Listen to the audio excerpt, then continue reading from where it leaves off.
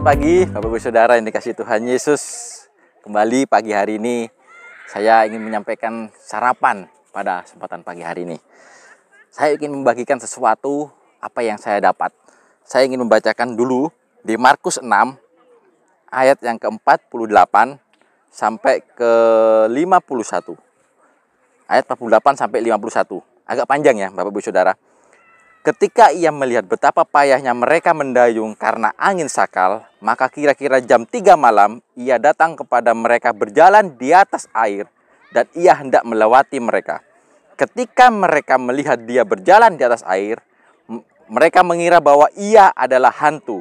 Lalu mereka berteriak-teriak sebab mereka semua melihat dia dan mereka pun sangat terkejut. Tetapi segera ia berkata kepada mereka, "Tenanglah, aku ini, jangan takut." Lalu ia naik ke perahu mendapatkan mereka, dan angin pun redahlah. Mereka sangat tercengang-cengang dan bingung.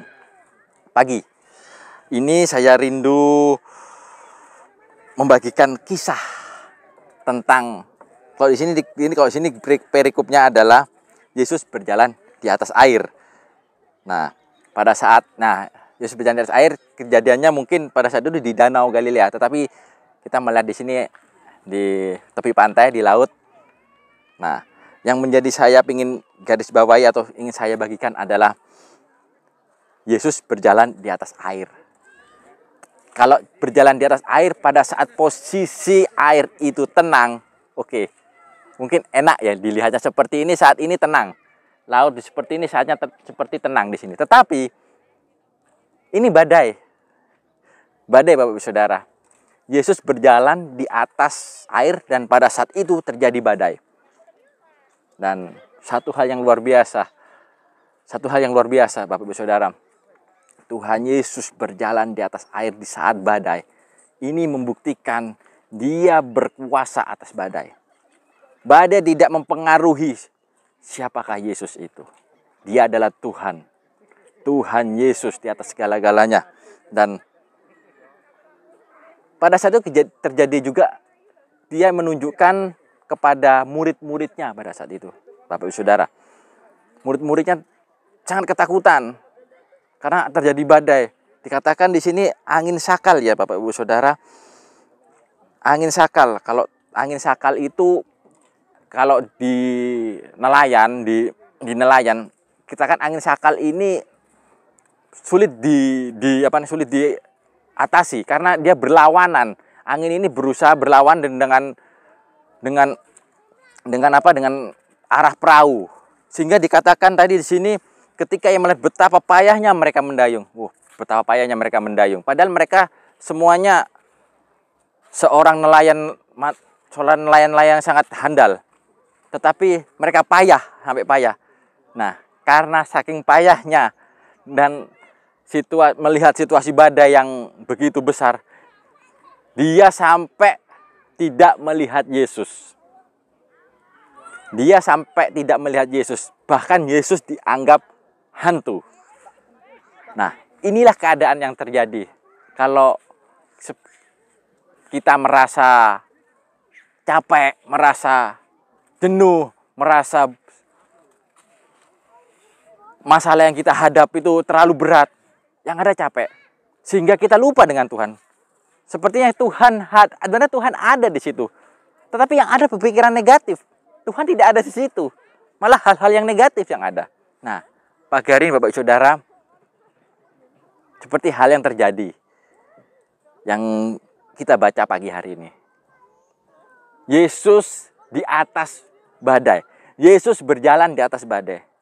Kita punya Tuhan Yesus yang besar. Dia berjalan di atas badai. Jadi badai apapun, masalah problem apapun, dia sanggup menyelesaikan. Karena dia berdiri berjalan di atas badai itu.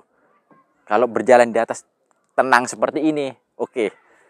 Mungkin tidak ada khawatir, tidak takut. Mungkin murid-murid tidak takut, pasti akan melihat Yesus berjalan di atas air. Tetapi posisinya Yesus berjalan di atas air pada saat badai. Dan murid-murid tidak fokus kepada Tuhan Yesus, tapi fokus kepada badainya. Sehingga dia tidak mengenal siapa Yesus pada saat itu. Sehingga menganggap dia hantu. Menganggap Yesus hantu. Nah, pagi hari ini biar kita mau melihat Yesus yang berjalan di atas air di tengah badai, yang akan menyertai hidup kita. Biar pagi hari ini badai apapun, masalah apapun, problem apapun, kita pandang Yesus. Kita pandang Yesus. Ayat yang ke-50. Kita baca Markus 6 tadi ayat 50. Sebab mereka semua melihat dia dan mereka pun sangat terkejut. Tetapi segera ia berkata, ia di sini Yesus, kepada mereka, tenanglah, aku ini, jangan takut. Nah, Yesus mengatakan, tenanglah, aku ini, jangan takut. Katakan, aku ini adalah Yesus. Tenanglah.